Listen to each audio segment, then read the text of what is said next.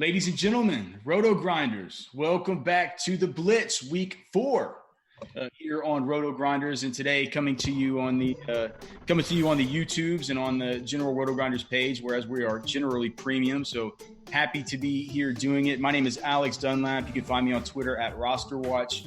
Find all my content at rosterwatch.com. You can hear me on SiriusXM Fantasy Sports Radio Saturday nights 7 to 9 p.m. Eastern, or tonight 6 to 9 p.m. Eastern. And then tomorrow morning for the game day edition, Sundays, 10 a.m. to 11 a.m. Eastern. Joining us, as always, of course, the curator of the BAT projection system for MLB and, of course, the Blitz projection system for NFL. His name is Derek Carty. You can find him on Twitter at Derek Carty. You can get access to the Blitz and all of those projections that have been helping us.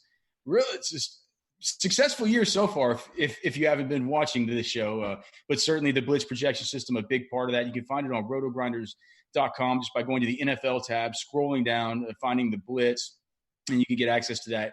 Bring all of your stuff into Lineup HQ with Carty's projections. It's been extremely helpful. Speaking of Lineup HQ, our other host here, Kyle Murray, you can find him on Twitter at KMurDFS. He has the Conviction Plays tab there in Lineup HQ across all of the different sites for premium members. Also a 9-time DFS live final participant, already starting to get geeked out for NBA at this early stage of NFL contests, believe it or not. So he's all over these GPP streets. So Kyle, Carty, awesome to be back with you guys. Glad to hear you rocked it last week. Before we get started, just as always, man, let's go over, get our 30,000-foot view of the slate. Like I always say, Carty, somebody walks up to you on the streets, slaps you across the face, says, Carty, what the hell am I doing in DFS this week? What is your general overview, your general, thoughts, takeaways, and, just the first kind of thing on your mind about this slate as a whole? I mean, the first thing I'm going to tell the person to do is to keep an eye on these injury reports because, and not to slap you in the face. Yes, that's probably what I should have said first. Second would be to watch the injury reports. Because early in the week, it didn't seem like there was going to be a whole lot of injury news. And then yesterday we just got bombarded with it. The big one is, Justin Jackson is out as well as like half of the Chargers offense. And so, now Melvin Gordon might play. So I think that's going to make a big difference because up until then, I was ready to come on here and be like, you don't have to pay up for a stud running back. Like you don't have to pay for McCaffrey. You don't have to pay for anyone like that. But now if Gordon's not going to play much and Jackson's out, then Eckler's a lock, but you have to hope that, Melvin Gordon doesn't eat into him, I guess. So I'm watching that closely. Yeah. No Justin Jackson. You just think like, who cares? He's a backup running back, but in this situation, it does matter because against Miami, these backup running backs have been going off just like the first team running backs because these teams go up so heavily to start. So definitely agree. And man, on the defensive side, there have been some injuries too, like we have in the Browns secondary. We'll get to all that as we go through it. Kyle, what about you, man? Your overall 30,000-foot view on this slate? Yeah, well, I mean, I'm glad nobody slaps me in the face. They just slapped Carty. That's fine with me. I guess I have a slappable face. I don't know. Yeah, maybe. But I personally really like this slate. It's different from last week. Last week we had a lot of high-priced elite running backs and decent spots, and we could do that. I agree with Carty. There are a wide variety of places that we can go with the running back position. I think there's some concentrated chalk at quarterback, which we haven't really seen so far this year. I think it'll be the first time we really see two guys take 15+% of that chunk of ownership at that position. So I think we have to be a little bit different this week in terms of what we've done the past 3 weeks. But I think we're ready to have another good week and another good show. Well, Kyle, just before we get started, because we'll transition to quarterback here quickly. I know what Carty's going to say about this because he's a cash game guy. If you guys haven't watched the show before, Carty kind of gives the cash game insight while Kyle gives the tournament insight. I'm just here to draw it out of these dudes and give my takes whenever possible. Do we really even care about quarterback ownership? I know in cash, we probably don't. It just doesn't seem like even in tournaments. I know you said it's going to be more concentrated this week. Who do you see it being concentrated on? And does it ever get to a level where quarterback chalk is just simply needs to be avoided in tournaments? Well, I think it just depends on how you feel about the play. I think in general, I don't really care about ownership too much. I just care about how much I like the play in particular. So obviously I would love to have one of my favorite plays be, 5% owned. But if there's a guy who's, 15 to 17% owned, and I think, he might not be the best chalk, but I do think he's a pretty good play. I guess the margin of error for the quarterback is so much wider than at another position, just because of, how much volume they naturally have and how little variance that they have at the position. So I normally don't really look at ownership too much as a decision-making point. But is there what is it when it gets to, is there a certain point that it gets to whenever you do care? If it's a play you like, but you say he's going to be 25% owned, like, does it start to matter then? Yeah, I think if he got 25, 30%, it would definitely I haven't seen that yet this year. So I don't think I have either. Yeah. So I think that would probably be the point, but I don't really think we'll ever see that too frequently just because of how many quarterbacks usually are in play a week. All right. Okay. So let's go ahead and get on to our first topic here. We have 6 topics we go through every week: quarterback, running back, wide receiver, tight end. We'll run through those positions, go from the highest priced down to the lowest price, and sort of talk about our roster construction ideas and our theories about whether we like these players. After that, we'll get into the Blitz survey, where we'll each ask each other 2 questions that we have specific to this slate. And finally, our conviction plays at the very end, our very favorite plays of the entire week. So, Producer Stu, let's get the first slide thrown up here for the quarterbacks. And Kyle, I just want to go right back to you, brother, because you kind of brought it up. You thought there might be a little bit, maybe not that 20-25% ownership that we said earlier could be a hindrance to wanting to play these guys, but some concentrated ownership on a few of them. I've heard talk about a lot of quarterbacks this week, so I'm kind of interested to hear your thoughts about where you think the concentration is going to be before we kind of start going down here from highest to lowest price. Yeah, I think mainly it's going to be in Daniel Jones and in Russell Wilson. Hopefully I'm wrong because I really like Wilson this week. And obviously I would love to take him at as low ownership as possible. But I think people that saw what he did last week know what's going on over in Seattle, understand the matchup that he's in. And I think he's going to be the chalk. But for the high price guys, there's really a lot of, once again, hard to leave Mahomes off that list of consideration. He's just so good. He's in a good matchup here. I'm actually going to be at that game, so I'll get to see how Mahomes does. Hopefully he does well if I have him in my lineups. Hopefully he does poorly if I don't. But yeah, and then Lamar Jackson, same kind of deal for Lamar. He's just been so dynamic this year, and I think he's another great play. And a game that I think that's going to be a sneaky shootout. Yeah,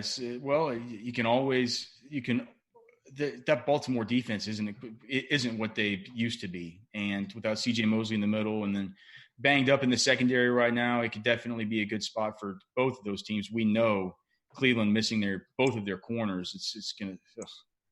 We'll talk about that later when we get to the wide receivers. But Carty, what about you, man? Do you like Lamar Jackson this week? Do you pay up for Mahomes? I think on DraftKings 7,500 is fine. Off the top of my head, I think he's like 92 on FanDuel. So it feels with the roster construction, it's felt a lot harder to get him in over there on FanDuel. What did he do this week with Patrick Mahomes, and does the Blitz like him?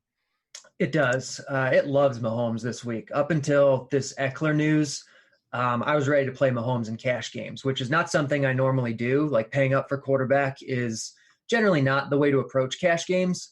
But there was just so little to pay for at running back and at some of these other positions that I was ready to pay for Mahomes because this spot is fantastic. This is the first time Mahomes has ever played in a dome. And, anyone who's watched the show so far this year knows I put a lot of weight into domes because the math says that domes make a big difference.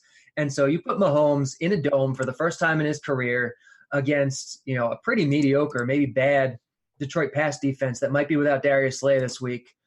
And, I think he's fantastic. He's the best quarterback in football, the most pass-heavy offense in football, and the matchup sets up so well that I love Mahomes. I still think he's borderline cash viable, but, with the Eckler news, I do think going cheaper is probably the way to go. At 7,500, Mahomes is 600 more than Lamar Jackson at 6,900. We talked about him earlier, but in this 6K range, it feels like there are a few guys that are starting to get talked up. And I'd like to go back to Kyle on this because, of course, his long lost son, Kyler Murray, at 6K in a great matchup at home versus Seattle, who talk about it. We talked about Baltimore not being what they used to be on defense. Seattle is just an absolute tire fire on defense. Russell Wilson in that same game, we talked about it earlier, probably going to be the most popular play on the slate. Phillip Rivers gets to go to Miami and play the putrid Dolphins. I've heard talk also about Jared Goff this week at home in this game as 10-point favorites versus the Tampa Bay Buccaneers. As far as those guys in the 6K range, if you're going down, is it Russell Wilson? And do you feel like from a tournament perspective, you could look at Kyler, you could look at Rivers, or possibly look at Goff? Yeah, I think from a tournament perspective, from Kyler up to, Brady or Jackson, you can play any of these guys except for Brady, I think, in my opinion. My favorite out of this group would be Deshaun Watson. I think this is what I didn't mention, right? Yeah, I think this is a really good game to target. We talked about this last week, but how Carolina was second in pace behind Arizona. Well, after last week's game, they actually passed Arizona. That's just how fast they're playing, even with Allen under center. So I think this is going to be an up-and-down game. So I really like Deshaun Watson. I like that game in general. And I think all of these guys are in consideration here. And, one other thing about Deshaun Watson is, he'll be at home versus Carolina. It looks like Dante Jackson could miss in this spot. So that would mean that Will Fuller would not be up against their fastest player on defense, which is good for Fuller. I know we've talked about Fuller before, and he's had his shots and hadn't necessarily come through, but Will Fuller has a big game. It means Deshaun Watson usually has a big game. Carty, what about you, man? Russell Wilson, I'm guessing the Blitz likes him best of all. No, actually. No? The Blitz has got a super scorching hot take. It is not on Russell Wilson this week. I love scorching hot takes from the Blitz. I like it. What do you think about any of these guys? Kyler Murray, Goff, does the Blitz like any of them? Yeah, I think Deshaun Watson, I think Goff are fine. Probably not for cash, except maybe over on FanDuel where the pricing's always, a little tighter. I think Goff's in play over there for cash games. I think for cash you go cheaper. I get the Wilson thing for people. I get why people want to like Wilson because he's good. He has good weapons to work with. He's dynamic. The matchup sets up well. He's in a dome. He's facing this, Arizona secondary that's still without Peterson, without Alford. But I don't think the volume justifies it. This is a very run-heavy offense. It's a very run-heavy offense that is a favorite this week. So, this is not a team that likes to pass the ball a lot. They're not going to really be forced to pass the ball unless somehow they get behind Arizona in this game. I just don't see how, Wilson's throwing more than 30, 35 passes. And we have guys in other games that should be getting over 40. And so I just can't do it. You're banking on him being a part of every touchdown, or you're banking on, the game script not working out the way we expect it to, or you're just banking on really, really good efficiency. And for me, that's not what I want to do. I just want to play the guys that, we have a little bit more certainty with, that we know are going to get the higher volume, that we don't have to get the absurd efficiency with. And I get that there's a lot of people that disagree with me this week, but I just don't – I'm not playing Russell Wilson. I'm not even considering him. No, not even in cash. Wow. No. All right. So okay. All right. Let's stick with you then, Carty. And let's just go down this because, you look at sub 6K. The more I look at it, Matt Ryan, not really in that great of a, not really that great of a matchup. Baker Mayfield, that offense looks, they need to let Todd Monken start calling plays. That something looks broken with what Freddie Kitchens is doing. Jameis Winston, a 10-point underdog. I could see this being a real blow-up game for him there in Los Angeles. Josh Allen versus, Bill Belichick. Stafford now, he's questionable. Versus KC, but that you could maybe see that game shoot out a little bit. Daniel Jones, I think down here at 5,300, is that what the Blitz what is the Blitz's scorching hot take? So the scorching hot take is that there's no Russell Wilson. If you run, the top 10 lineups in the Blitz right now, you'll get 5 different quarterbacks, and not one of them's Russell Wilson. Okay. So it isn't like it's singled in on one dude. No, it does really like Jones, and it does really like Stafford. Stafford, I think, is the guy that people are not going to be on that the Blitz really likes. And it's weird because everyone's going to be on Galladay, right? Everyone's going to be on him. Everybody's going to be on the KC guys. They're going to have Kelsey, Watkins, one of these cheap McCall Hardman, like Demarcus Robinson. It just seems like if you're going to be running any sort of correlations, Matt Stafford would pop up as a play there. I still feel like people are talking about the Lions like they're a different offense than they actually are. People are like, oh, the Lions are, a ground and pound, slow-paced offense. And it's just not true. Like, they changed their offensive coordinator in the offseason. I talked about it week 1. I talked about it week 2. Like, this offense this year is a league average passing offense. They're not a run heavy offense. They're league average passing with a coordinator who has a history of being pass heavy. And they're top 10 in pace this year, adjusted for context. So, like, this isn't a slow running game. This is a team that will pass the ball, that is going to run some plays, and they're at home in a dome with an awesome game script, trying to catch up to KC against a mediocre or weak pass defense. Like, I just don't see, I don't know. I don't see why people aren't on Stafford a little bit more. I think there's a lot to like here, especially at his price. Are they? Did you say that they're top 10 in adjusted pace? Yeah, they're 10th in football in pace right now. That's something that most people don't know. People still just say that. People still just go to the platitude that they're going to take the air out of the ball. They play too slow. That's right. Crazy. And I mean, they were that way last year. And I think people kind of focus on that, and they get these like narratives in their mind, and they think that they're just going to always stick. But like, it's a little bit different situation. They have a different offensive coordinator. They're playing a little bit different this year. And yes, it's still only 3 weeks, but it's what we would have expected from the change in coaching, and it's what we've seen so far. So what else are we going to expect? It's just, and it makes me like KC. That one stat from Carty makes me like KC all the more. Kyle, what about you, brother? Any of these guys you're interested in? We talked about Stafford. I think Carty Carty, did you say that the Blitz liked Daniel Jones? I mean, it's a great matchup. Okay. Yep, it likes Daniel Jones too a lot. If you're going down, I think it's Stafford or Jones, and that's where I'm a little torn. Like, the Blitz like Stafford a little bit more. Jones is going to be higher owned, but do we really care about ownership at quarterback? They're both good plays. Well, what about you, Kyle? Any of these guys down here in this kind of cheapy range that are kind of popping off the page to you? Yeah, I like Jones a little bit. I like Stafford too, but the guy that pops out to me in this range, there's actually 2 of them. It's Matt Ryan and Baker Mayfield. You know me, I'd like to catch people when they're at their all-time low, and that's what they're at on Baker. Everyone's off Baker. I think it's a good spot for a possible shootout here. So I'm willing to take that chance on Baker at a depressed price. And like you said, the secondary's banged up there.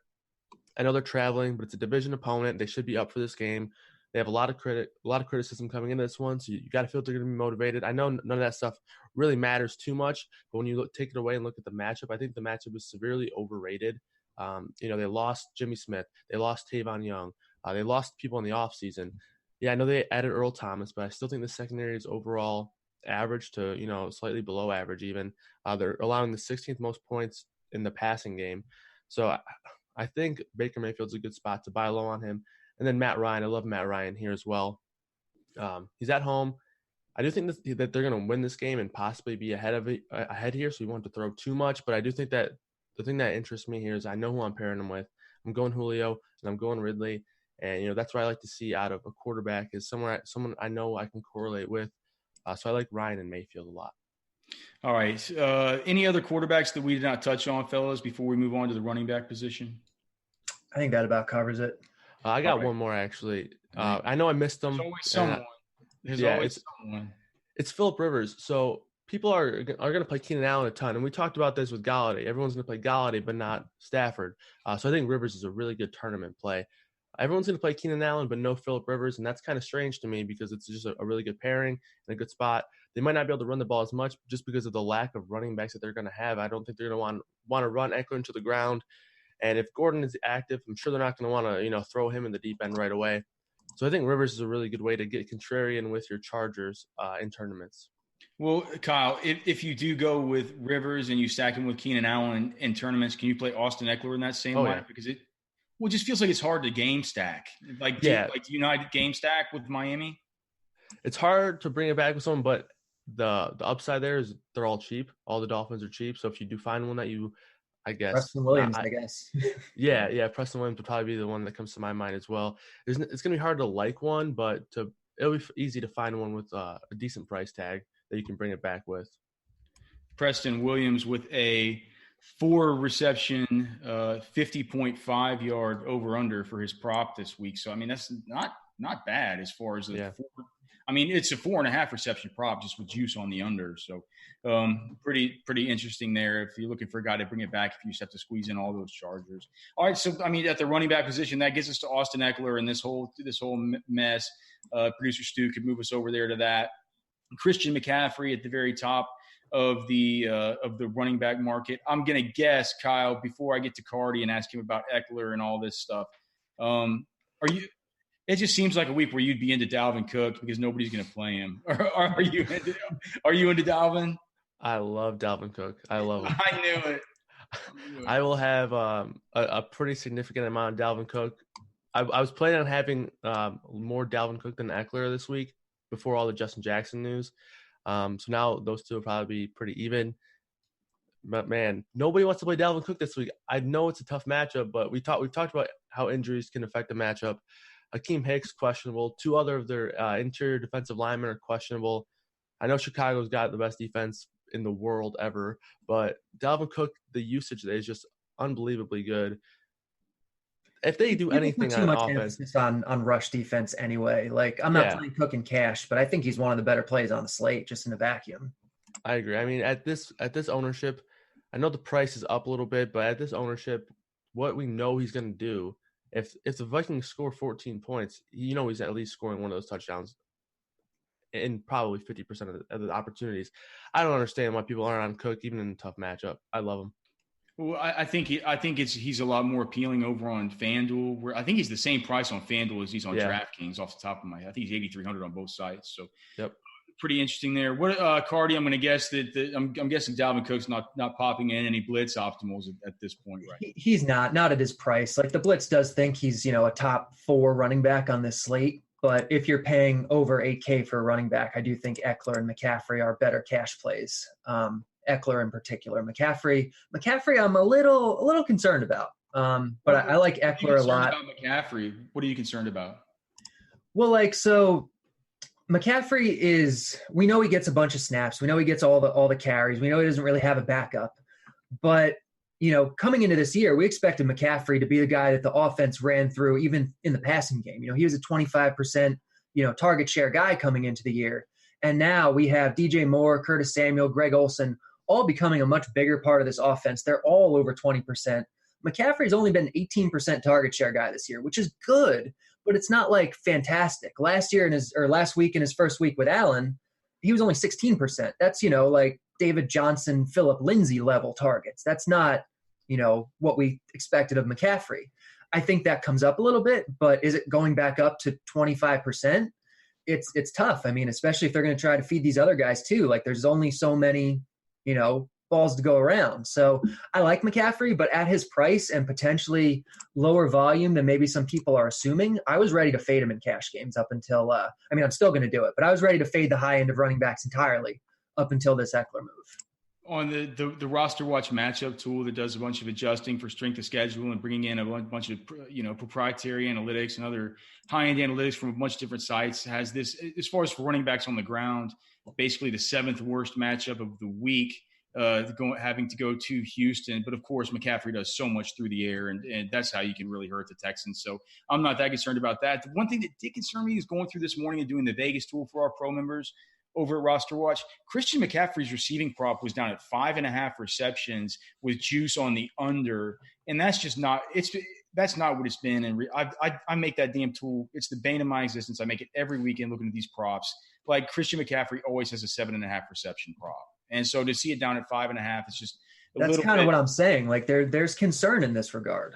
Right. So interesting stuff there. So McCaffrey looks like I think I looked last time I looked at Jamino's ownership projections. He was between somewhere between 20 and 30% ownership. Do you see yourself kind of being with the field there, Carty? Or I guess that doesn't really.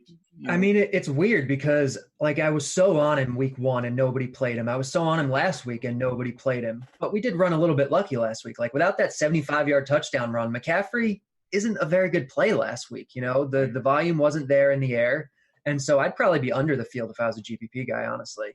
What about you, Kyle?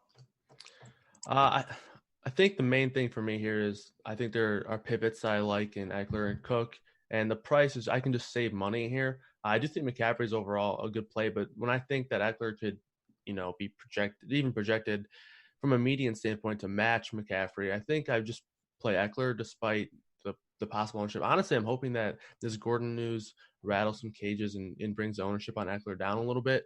I think it will. Yeah, I do think so too. Hopefully we get a little bit. Yeah. So I think I'd probably go Cook and Eckler over McCaffrey this week, mainly because of ownership, and I think McCaffrey could get up there a good amount. Also, I just want to clarify, I don't think McCaffrey's a bad play. The Blitz hasn't projected for 25 points, but it's just at his price, I don't know if he's, the best value or the best way to allocate your money. Yeah, I think everybody understands that nobody here is saying Christian McCaffrey's a bad player. Yeah. Don't blame if you don't want, but it's just kind of bringing up any concerns that we have. It's just what it's what we're here to do. Austin Eckler, just quickly before we get on from the super premium guys, in your level of concern, each of you guys from 1 to 10 about Melvin Gordon, about maybe just the game getting out of hand and him not playing as much. It just seems like with Justin Jackson out now, how are they going to run out the clock? I mean, they're going to do it with Troy Maine-Pope? Troy Maine-Pope's going to get some carries in the fourth quarter. Okay. I was kind of saying that facetiously, but if you really think that I think if the game plays out the way we expect it to, they're up by 2 or 3 touchdowns in the fourth quarter, I think we see some Troy Maine-Pope.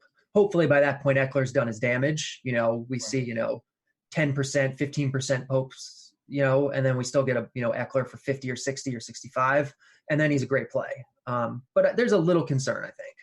I mean, but just when Justin Jackson went out, it became Austin Eckler, just incredible play. When we've got the news about Melvin Gordon, just what is your on 1 to 10? 1, you don't care at all. 10, you're very concerned. What's your level of concern about the Melvin Gordon stuff as of this reporting on Saturday afternoon? I'm at a 4 or 5. I'm probably overreacting a little bit, but there's concern for me. I'm still playing Eckler, I think, unless we hear something else. But it's in the back of my mind. I just don't think that this club cares about Melvin Gordon. I don't think they care about getting him hurt. I don't think they I think they'll just throw him out there and say, go ahead and go play. Kyle, well, what do you think, man? Your level of concern, 1 to 10. If Carty's about like a 4 or 5, I'm probably a 5-ish. Where are you at? So I've bounced back and forth. I did have that same kind of thought where, they're probably not too concerned about his long-term, might be messed up to say, but health. They'll say, okay, if we can use him, we can use him, because they don't have any plans of re-signing him. Melvin Gordon's been clear that he wants to leave, etc. So I do think that there's that standpoint, but overall, I would probably say a 2, maybe even a 1. I think I might be under concerned about it instead of over concerned, but I just don't see him going out there on 2 days of practice. He reported Thursday, so I just don't see him going out there and making an impact right away. I think Eckler is a pretty safe play here. All right, I want to get into the kind of the 6K-ish running backs, but before I do, I wanted to see what you guys thought about this. Todd Gurley, he's 7K on DraftKings, only 6,800 on FanDuel, which just seems. I know that our models at Roster Watch, there was a ton of trends pointing towards possibly playing Todd Gurley this week at just 6,800. I don't think anybody's going to be on him. It certainly doesn't feel good to do. I'd like to go to Kyle first for this one because I'm imagining Carty's going to give a big nah wave on this one. But Kyle, any thoughts about playing Todd Gurley this week, specifically on FanDuel at 6,800? Yeah, so I'm mainly a FanDuel player. That's just kind of how I've been the past few years, and I love Todd Gurley this week. I'll have a ton of Todd Gurley. 6,800, the price is just so low, and my point about it was, let's just take away the name and let's just look at all the numbers and the salary and the ownership. Right. He's 6,800. I mean, he's playing 70% of the snaps. I know the targets are down, but on FanDuel, it's okay. I know it's not great, but it's not as impactful on FanDuel. Getting 52% of the rushing market share, 33% of the team opportunities, and he's only 6,800, and he's going to be 4% owned, 5% owned in a game where they're the home favorite and they're being given 30 points by Vegas. So I just think it's a really good play. I think the name value of what Gurley was last year, he was up in the 9Ks on a regular basis last year, and now people see him at 6'8". They see him scoring 4 points last week. So they're like, oh, there's no way I can play Todd Gurley. He's ruined. And yeah, he's not the same Todd Gurley as he was last year. He's not getting that super elite usage, but for 6'8", the usage is still there. He's, like I said, 50% of the rushing market share. He's gotten 20 20 touches over the last 2 weeks. So, if we give him 20 touches here, he can easily make value here. He'll feast. Yeah, he'll feast. Oh, yeah. And I don't know if that Todd Bowles defense is going to be able to stick up as well as some of our modeling is saying that defense is due for regression in all aspects.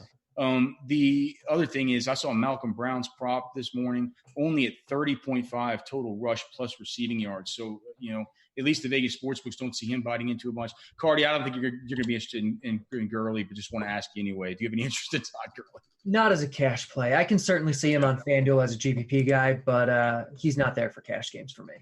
Let's talk the 6K range, fellas, because I think there are going to be guys that pop for both of y'all around here. And just I'll kind of go through them, and then I'll ask you who you like. So David Johnson, I think there's going to be a lot of interest there. Obviously, people wanting to buy into that Seattle-Arizona game. People could be chasing with Mark Ingram. I could definitely see that happening. Not much talk about Nick Chubb and Derrick Henry. And with Derrick Henry, I have a little bit of interest there just because we do like to play running backs against Atlanta, and it doesn't seem like he's getting much talk. Marlon Mack has been, he's been the one that everybody talks about at 6,100 over on DraftKings this week, just getting a ton of opportunity at home versus Oakland is a big favorite. I think Leonard Fournette also interesting this week just due to the fact that he's getting so much volume. He just looks he doesn't look good right now. What do you guys think in this 6K range? Carty, is there one of these guys that the Blitz really has popping out, or Yep, there is, and it's pretty gross. I put out a tweet yesterday about it. They got pretty popular. Leonard Fournette is the only running back in football right now that has gotten 90% of his team's carries and 20% of his team's targets. The only running back in football. He is the highest volume running back in football. And as much as people like to talk about rushing efficiency and this guy's dust or this guy's so good or whatever, all of it's nonsense. 95% of running backs is volume. And Fournette is getting volume, and he's like the 12th highest priced running back on this slate. I think he's an awesome play because of the volume. I get he hasn't done a lot with it so far this year, but that kind of thing is so noisy. The volume is what matters, and he has it right now. He's a guy that they said in the preseason, we're going to get him more involved in the passing game. He was already pretty involved. Now he's super involved, and he doesn't have a backup, so he's getting all the carries. I just have a hard time getting off Fournette this week. Carty, what about Marlon Mack? He's just, it's clearly he's a direct pivot from Fournette, or Fournette's the direct pivot from Mack, I guess is what you would say, because Mack is going to have the higher ownership. And I like Mack. I think he's a good play, especially with T.Y. Hilton out. Maybe they run the ball more.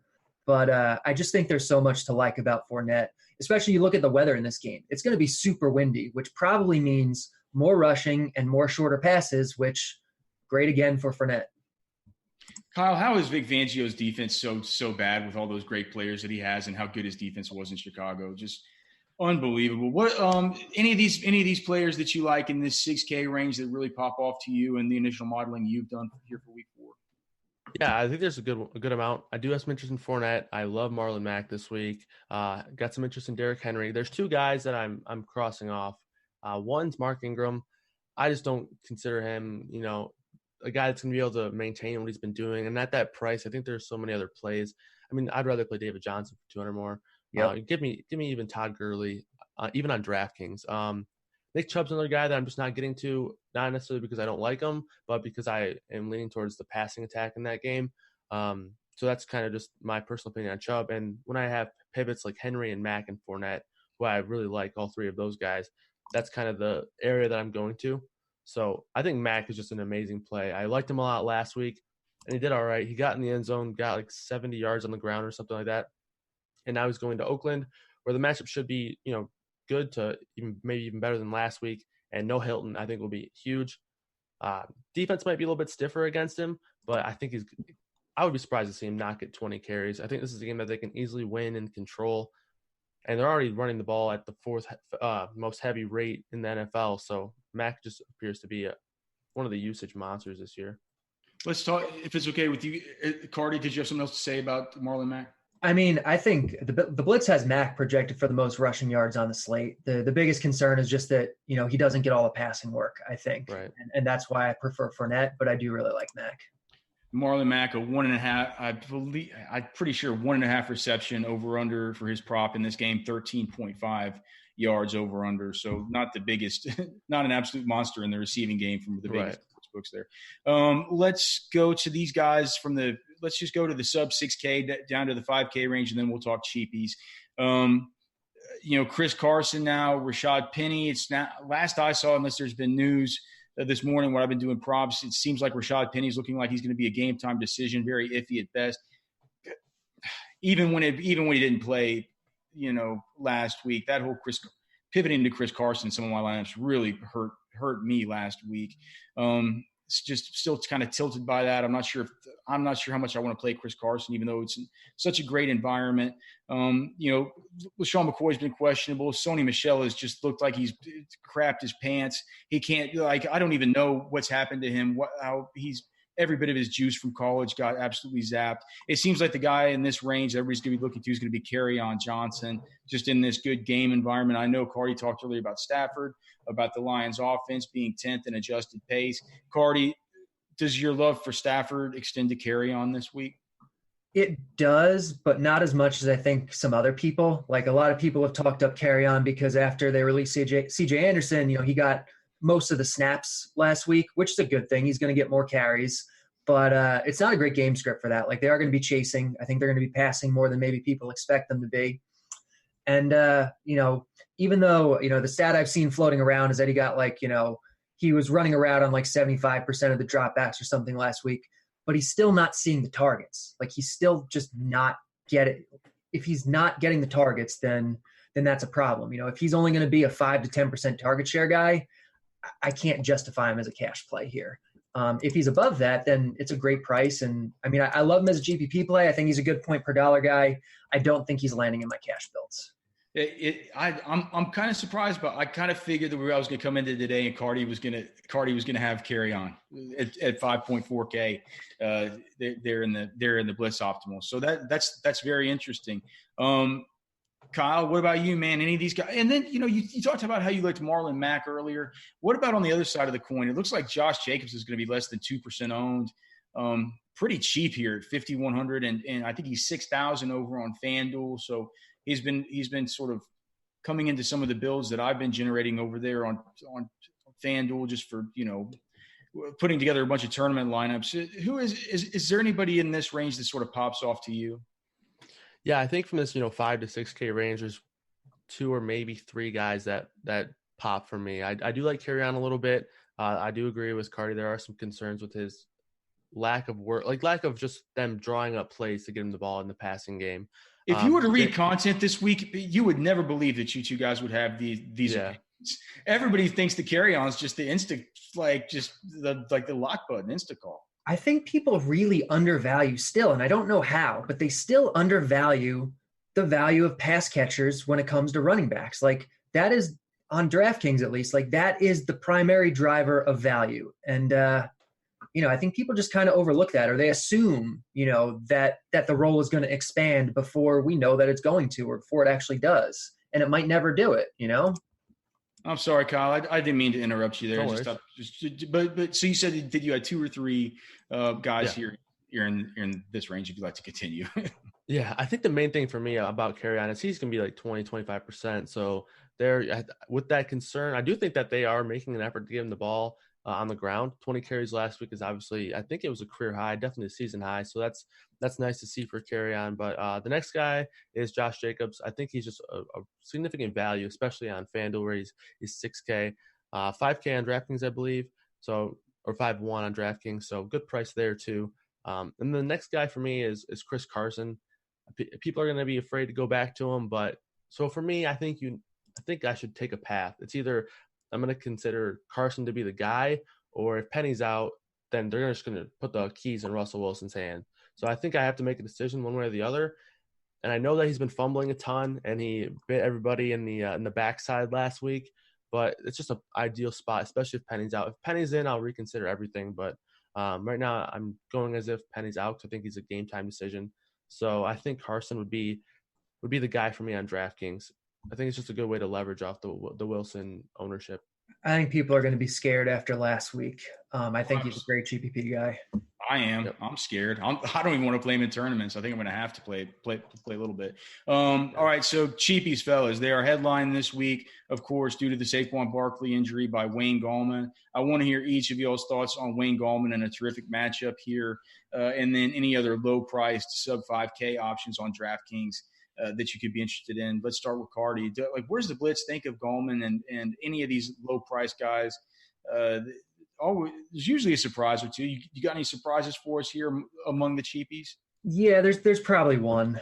Gallman is obviously a good play. He's going to be super chalky, and I think for good reason. He's too cheap for the volume he's going to get with Barkley out. I don't think we have to go into why he's a great play, but I think Gallman's a great play.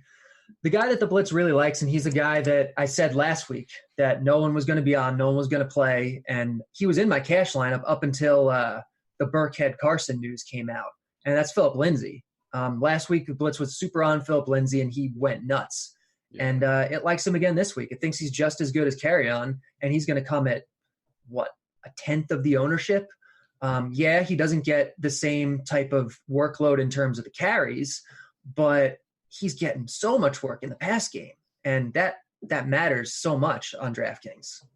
He has a 3.5 reception over under for his prop this week, as I just saw. So, I mean, that's definitely nothing to sneeze at there with. And do you know what's so funny, Carty? Philip Lindsay popped in our models and our DFS cheat sheets and our lineup generators last week, and I just didn't play him. I'm just like, man, I don't want to play Philip Lindsay. It's like, and that's what people do, I think. But you look at the actual numbers and you look at it objectively and you look at the price, and he's right there. And he's on the other side of that game from Fournette, where the wind factor really plays in the favor of these running backs. Kyle, what about you, man? Wayne Gallman in that same game, we got Chris Thompson. I mean, especially on DK, where you get the points for receptions. He has a 4.5 reception over under for his prop tomorrow. Any of these guys stick out to you as players that you're being interested in, even if we're getting down to the real dregs like the Carlos Hydes, or God forbid you're going to mention Kenyon Drake again? What guy? So for me personally, I get that he's probably the best value play when it comes to just the optimal value, but I don't think I'll have any Wayne Gallman this week. I think I'm going to go full stone fade. I just think his ownership's going to be a little too high, and for the price that he's at, I mean, on FanDuel, they priced him knowing that Saquon was going to be out. He's $5,800. You can go find Josh Jacobs for $200 more, or Carry-On for I think $600 or $700 more. So I think you can make the money work to fade Gallman at that ownership. But on DraftKings, a guy that I have him at, he's 5th in value at the running back position. Gallman's 4th for me, and it's Chris Thompson. Chris Thompson is showing that job is pretty much his. I mean, Peterson's getting the carries in the first quarter, the second quarter, but once the game's either in the red zone, they pull him out. They put Thompson in there, and he's like one of the primary passing options in the red zone. Chris Thompson saw his season low targets last week, and that was 5 or 6. But he saw his season high carries in 7, which I know is not great, but he's getting all the work done in the passing game. He's had 10 targets in week 2, I believe. So he's obviously a main, primary factor in this passing game here. And I think they're going to have to throw it a little bit here. So I really like Chris Thompson this week. I just think he's the ideal pivot off Gallman. He's such a good value. Agreed. You guys have any others here at running backs before we move on to wide receiver? I think that kind of covers it for me. Yeah, I think that's pretty much it. I don't really want to say Kenyon Drake again, so I'm just gonna... You got someone. All right, let's move on to wide receiver here. Of course, Carty's going to put on his cape and stand once again for Keenan Allen right at the very top, just like he has been all year, just like we all have been all year. Yeah, on this show. And I think finally people are going to be buying into him, which doesn't seem fair. We've been talking this guy up for weeks. He's got like 2 15-target games in a row. He's coming off a 40-point game. Nobody played him. If you weren't smart enough to play Keenan Allen last week, you shouldn't be allowed to play him this week. Like, is that can I make up this rule? That's fair. Yeah. Yeah, man. Run it by the folks over at DK and see how they look at the very top. Kyle, you talked about earlier. You like Matt Ryan. Obviously, any Matt Ryan lineup you have, he'll be paired with Julio, correct? Right, either Julio or Ridley, but the ideal proposition would be Julio. This week, I think it's completely polar opposite of last week. I think there are a lot of running backs in the lower price range that you can pay for, and I think there are a lot of receivers over here that I really like. So the top 4 price guys, I have a lot of interest in: Julio, Hopkins, Keenan Allen, and Odell. So I think they're all really good plays this week, and I think they're all really great tournament plays. Keenan Allen is obviously the best cash play and the most optimal play, but. How about you, Carty? As far as those top 4 up at the very top, you might as well throw in Mike Evans. Some people could be. I don't know if people will be chasing last week's performance. We talked about that here last week. I'm not sure that we think the matchup is quite as good this week, but he will have a significant height advantage in whatever matchup he draws. That's usually the case with Mike Evans. What do you think, Carty? Is it just Keenan Allen or bust here in this range? In cash games, it's Keenan Allen. He's, projected by, I think, 3 points higher than every other wide receiver this week in the blitz. Like, the volume should just be massive. In GPPs, though, I think Hopkins and Julio are really good plays. Kyle, in tournaments, what do you do with Sammy Watkins this week if you're interested in playing that KC Detroit game? I mean, he's beginning the targets, been lining up a little bit out of the slot more than often with McCall Hardman and Demarcus Robinson on the outside. I just wonder, we might get to it when we talk about tight ends, but Matt Patricia did a pretty good job last week. Or did he play Kelsey last week? Or did he play Ertz last week? Yeah, Ertz last week. A pretty good job with Ertz and some damage out of the slot from Nelson Aguilar. I don't know if that's how they'll handle this team, but Watkins has been getting the targets. What do you think about him this week? It doesn't seem like I've heard as many people talk about Sammy Watkins whenever everybody knows how good Patrick Mahomes is and what a good situation this is going to be here in the Dome. Yeah, I think Watkins is interesting. He's definitely my favorite receiver out of the actual receivers, not counting tight end. I do think I would like Kelsey a little bit more. Patricia did do a really good job at shutting down Ertz. He just drew double teams to him all game, and Ertz saw that again this week on Thursday Night Football, and he still managed to do all right. So I think there are ways to see, both Watkins and Kelsey succeeding. I think this is going to be a very high-scoring game. So I do think Watkins is really interesting. I prefer Watkins over Evans. I know you guys mentioned Evans. I'm completely off the Bucs offense in general. I'm pairing Gurley with the Rams defense and calling it a day. No Bucs for me. So I would take Watkins over Evans straight up, and I think Watkins is a good play. I think he's one of the better wide receivers on the slate, especially on FanDuel. He's really well priced. Well, I was going to mention on FanDuel, I think he's only like $200 or $300, $400 more or something. So it's very, very good pricing over there. So the Blitz likes Watkins. What do you think, Carty, about some of these other guys that are a little bit cheaper? It seems like there's a lot of talk about Cooper Kupp because people are beginning to realize that he has the best connection with Jared Goff. And then everybody that's playing Russell Wilson and their dog is going to pair him with Tyler Lockett this week. Your thoughts on those guys in this general range, let's say, $6K and up to the elite guys. Any of the guys that I mentioned or other guys that the Blitz has a significant interest in? Yeah, it likes them all to an extent. It thinks they're all good plays. I don't think they're cash plays, though. I think a little bit cheaper is where you want to live in cash games. Okay. And does that include Watkins? That includes Watkins, on DraftKings at least. On FanDuel, I think Watkins is cash viable. But in cash, I think you're going under 6K with the rest of your receivers. All right, well, we'll get to that right now. But first, I just want to make sure Kyle doesn't have anybody that we haven't spoken about in this kind of 6 to 7K range on DK or in that same sort of salary cap allocation percentage over on FanDuel. Yeah, I love Lockett. Early in the week, I was kind of hoping he'd be lower owned. I made him a conviction play in lineup HQ, and looks like he's going to get some ownership here. Kind of was probably optimistic thinking, hoping he'd be low owned, but I think he's a great play this week against the Cardinals. Yeah, I like him, but I have similar feelings, I guess, to Wilson, where I worry just a little about the overall volume. But it's a great spot. I do like him. As we move down in pricing, I guess I'm beginning to realize what Carty means about maybe paying down a little bit, maybe not. Maybe I'm not realizing it, but Kenny Galladay's only $5,900. Larry Fitzgerald's only $5,600. And then I believe Christian Kirk. I got to keep scrolling down. Where's Christian Kirk? He's $5,100. Keep going. $5,100. Too cheap. Yeah. So, Carty, just going into that, what do you think about this sort of range before we get into the cheapies? This is the range that I like. I went on my whole why Matt Stafford's a great play thing. And Galladay, I think, is fantastic for all the reasons I like Stafford. It's in the dome, the great game script, the different offense than people assume this is. He's the highest volume guy, the most talented guy. Galladay's an awesome cash play. And I think Marvin Jones, too, is a really good, like at least a viable cash play, especially on FanDuel. Any of these guys popping off to you, Kyle, as far as this range? You always love Galladay, so I'm going to imagine that you're still on him. Yep, love Galladay. Christian Kirk's one of the better value plays for me on the slate. Just that price on DraftKings specifically, and even on FanDuel, it's just they haven't caught up to that yet. And maybe it's because he hasn't found the end zone as frequently as Fitzgerald has. But, I mean, and again, Fitzgerald is priced similarly too. One guy that I love this week is Marquise Brown. We know about the injuries there. Denzel Ward banged up still, and that would probably be the guy that was facing off against them. Marquise Brown, his snaps have just been going up, and, in turn, the volume is just going to continue to either remain steady or even go up.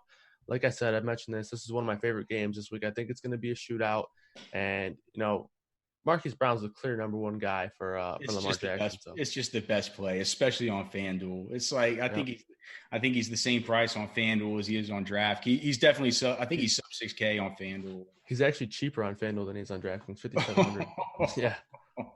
Okay. Yeah. Oh baby. Okay. Yeah. So yeah. All right. So if you guys are ready to move on to just anybody you like in the super cheap range, I mean, you could look down. T.Y. Hilton still trying to, I don't know if has there been definitive word on him yet? He's doubtful. It sounded like he's doubtful, not. Yeah. So Paris Campbell could be somewhat interesting. I mean, Emmanuel Sanders always, I guess, in play. DK Metcalf, great pivot off of Tyler Lockett, chalk, if you're interested in that. We kind of mentioned Will Fuller, and then I guess the big elephant in the room is Terry McLaurin. The status of his, I can't believe, a hammy. What are you guys doing with Terry McLaurin? What are you doing here in this cheap range? Carty, let's go ahead and start with you. Yeah, I think McLaurin's viable. Maybe not. I guess early in the week, his ownership projection was like through the roof. I guess it's gone down maybe because of the injuries, but because there's not a ton to spend on at the high end, I don't think you have to go with some of these cheaper, like these really cheap guys like McLaurin, like we'll talk about Will Disley in a minute at tight end. I just don't know if they're entirely necessary, but I do think McLaurin is definitely viable. I think it's a good spot for him, and the price is really good. And I don't even mind in GPPs pivoting off to Richardson or Trey Quinn, who are both, really cheap also. It's just, is Trey, I bet Trey Quinn's props almost every single week because I know he's always going to get 5-6 catches, but he just doesn't get the yardage. I'm just wondering if he's just more of more of a floor play and less of a ceiling play until we see a little bit more from that guy. But certainly agree about Paul Richardson as far as tournaments. And I think Trey Quinn's pretty, Quinn is 3K. If he gets you, 4 catches, 40 yards, and happens to get into the end zone, well, you'll love that. 3K, that's enough ceiling for me. I don't know about you guys. Yeah, for sure. Kyle, what about you, man? Any of these cheapies that you're interested in this week, and how are you handling Terry McLaurin? Yeah, so for Terry McLaurin on DraftKings, that price is so cheap on DraftKings. On FanDuel, he's 6'3", so it's a little bit more of a discussion over there. I think if the ownership is high, I'm probably just going to – on FanDuel, I'm just going to stay away because that hammy is worrisome. Hamstrings on receivers are not ideal injuries to pop up, especially in the middle of the week. But on DraftKings – Exactly. On DraftKings, though, if I kind of feel confident about the health situation that he's going to be playing at a full go, I think I'm going to want him on DraftKings where he's only 4,500. I like him a lot. You mentioned DK Metcalf. I like him as a pivot, but I do have some concerns. We saw David Moore come back last week and kind of eat into his snaps a little bit. So DK Metcalf was actually scaled back in his snaps in week 3. So I do have some concern there, and that's kind of why I like Lockett-Moore. I think he's just the safest option on Seattle. Curtis Samuel's another guy that I always like, and I think he's actually going to be Kyle Allen's number one target. Will Fuller's another guy, and then I got 2 guys that are going to get weird, so buckle up, Alex. I know you like these guys. But Keyshawn Johnson is the first one. That's a great call. No Damiere Byrd, and he was already playing a ton of snaps, and then they cut Michael Crabtree, so now he's going to play maybe 100% of the snaps. I got to write that down. Johnson. I'm going to forget to put him in the player pool, and I'm not going to forget anymore. And then the next one is Deion Kane. I think Deion Kane is overall a monster. No T.Y. Hilton. So I actually think he's going to step up as the number one here. And I think people assume it's going to be Paris Campbell, and it very well could be. Maybe I'm wrong, but I think it's going to be Deion Kane. He's been playing out of the guys that will be active and playing the most snaps. And so I think Deion Kane's going to be on the field for the majority of the plays. I think he's one of those, obviously not an optimal play, not an ideal play, but one of those GPP flyers. I think Dontrell Inman you could throw into that group too. I like Keyshawn, but with Mike Williams and probably Travis Benjamin out, Inman you'd have to think is going to be their top non-Keenan wide receiver. So, he should probably be on the field all game too. Yeah, I need to look at both of their pricing on FanDuel, but they're both extreme. I think Dontrell Inman is I believe he was the minimum over on DraftKings. Yeah, he's $3K. That's an excellent call, Dontrell Inman, because we have Williams out, and now it's looking like Benjamin. It's looking like he's trending towards doubtful. So, and with Inman, you got to remember, I mean, it's not like he's going to a brand new team. He's played for the Chargers for basically his whole entire career before he was let go, and so I mean he has familiarity there with those guys. That's a good play. That's a good play. That's a good call. I'm going to write that and Keyshawn Johnson both down. It's the reason I do the show with you guys, man. It's not the big checks from RotoGrinders. All right, so let's see let's move on then to the tight end position, and we always kind of fly through tight end, fellas. I mean, it's not rocket science. Travis Kelce, Evan Ingram, on this slate, both are going to be great plays. Evan Ingram's a monster. The matchup's incredible. Darren Waller as well. Like that offense is just running through him. Who is I think that the main thing, and I'll ask which kind of off the board guys you guys like. But the first thing, I mean, the elephant in the room we have to discuss is Will Dissly, just with the matchup versus Arizona. Every single tight end that's gone up against these guys has absolutely murked them. Now, in the middle of the week, Nick Vannett gets traded to the Pittsburgh Steelers for a 5th-round pick, and clearly a guy that has value in the actual NFL if people are giving up, draft assets like that for him.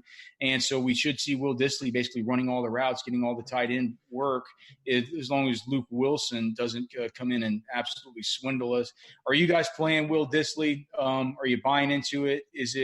I've seen tweets on Twitter today, some dude saying it's a super fish play and stuff like that. Like, where are you on the whole Will Dissly thing? It just feels like a line in the sand that some people have, like, I'm not doing it or I'm doing it. Like, do you have any strong takes? Let's just start with Carty.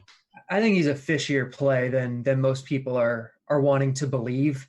I do think he's one of the best value plays on this slate. I'll probably have a hedge lineup with Will Dissly. He probably will not be in my main lineup, mostly because I do think he's one of, if not the best point per dollar plays on this slate.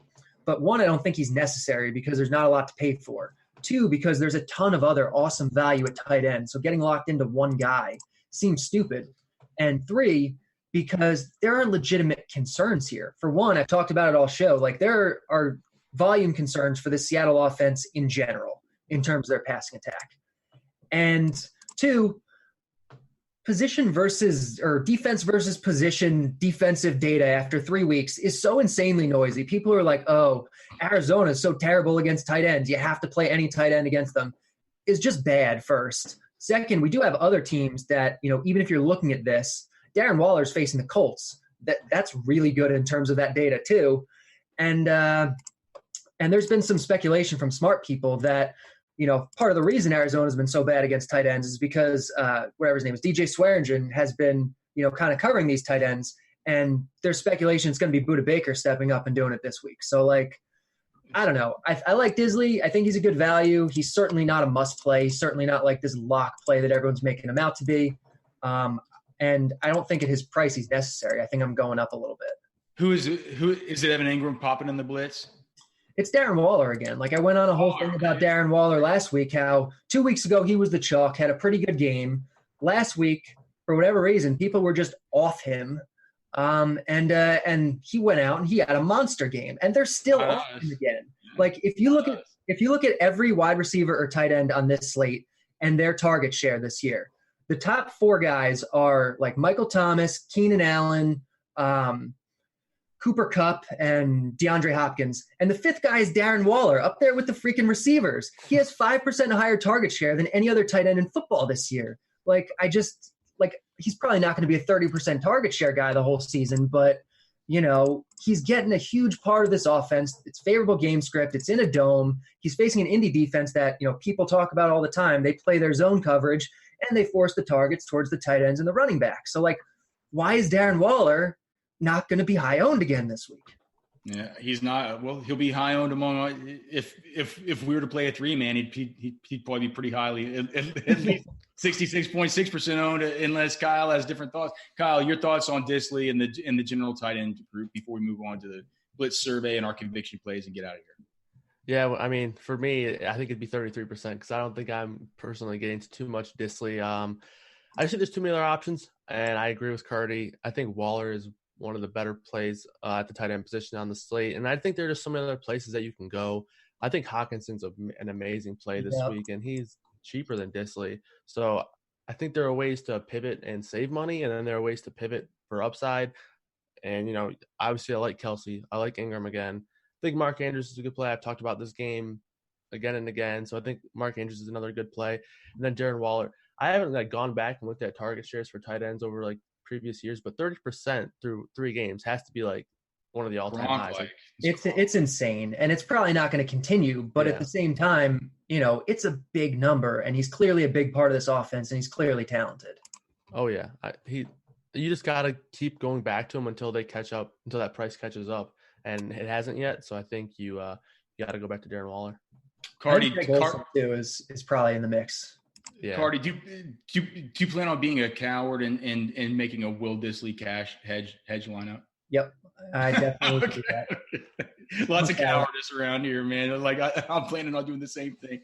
All right, let's move on here to Blitz survey. How about today, guys? Let's just go one question each, and then we'll get into the conviction plays.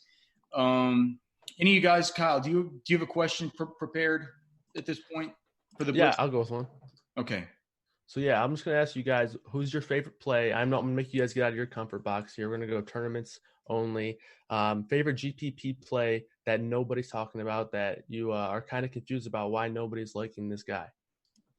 Well, I don't want to give away my conviction play, but I feel like maybe that's right. What about if it's are many people talking about Sterling Shepard?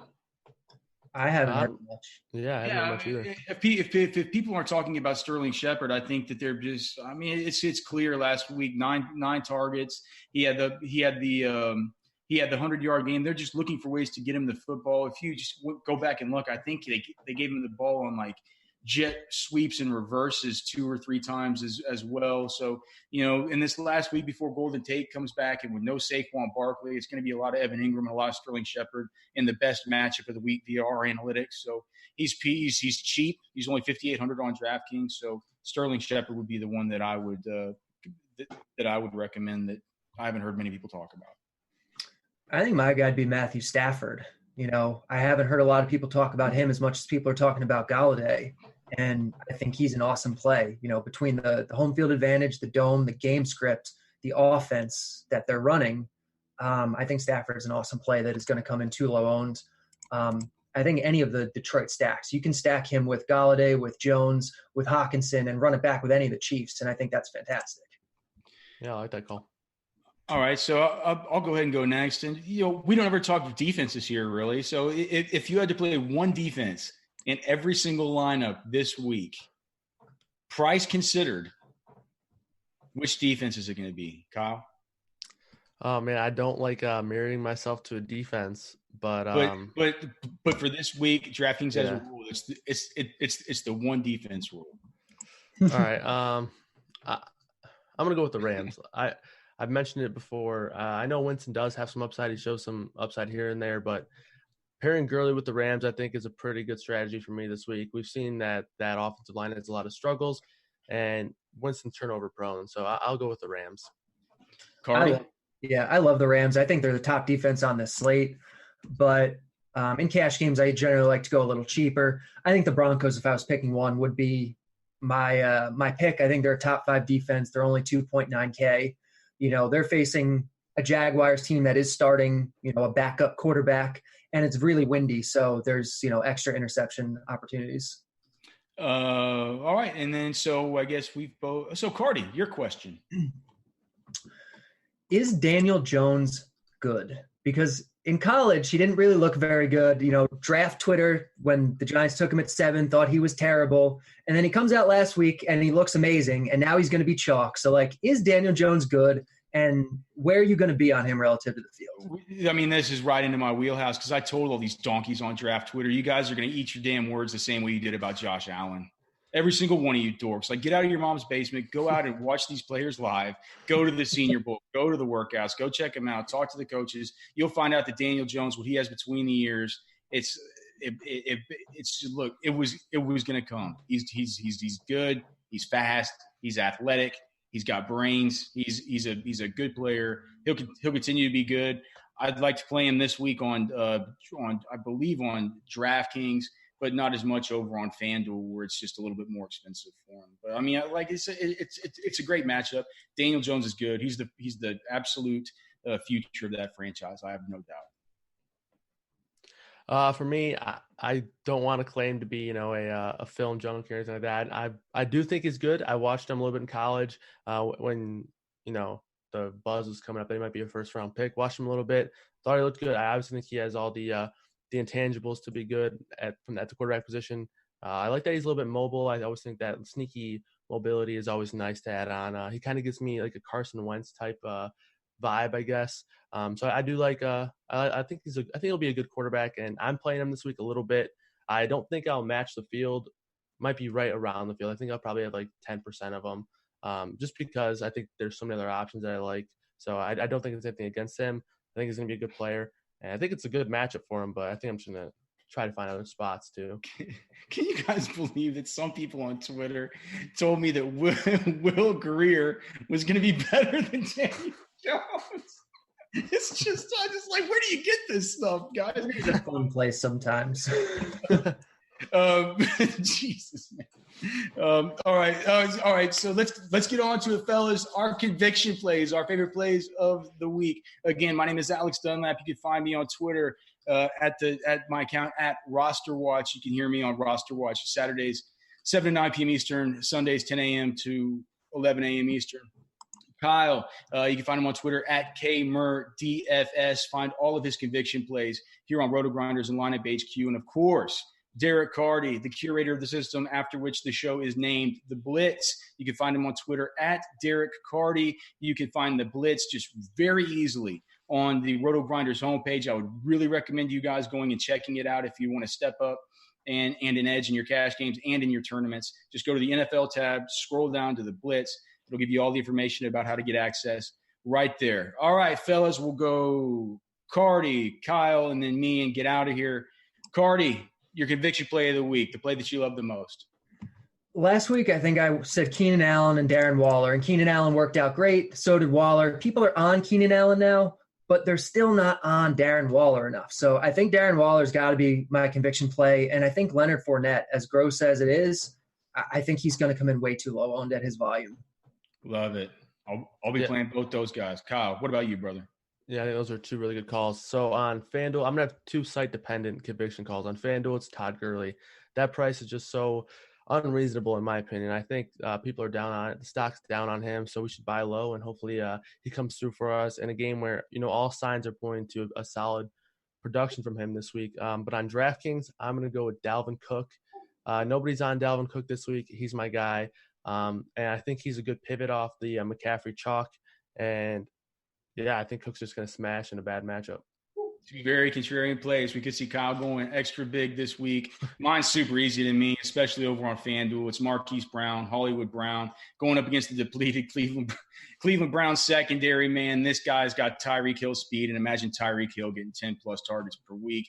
That is what we're going to see out of Hollywood Brown. So get him in at least a few lineups. So for Carty, for Kyle, I am Alex. This has been the Blitz Week 4. We're getting the hell out of here.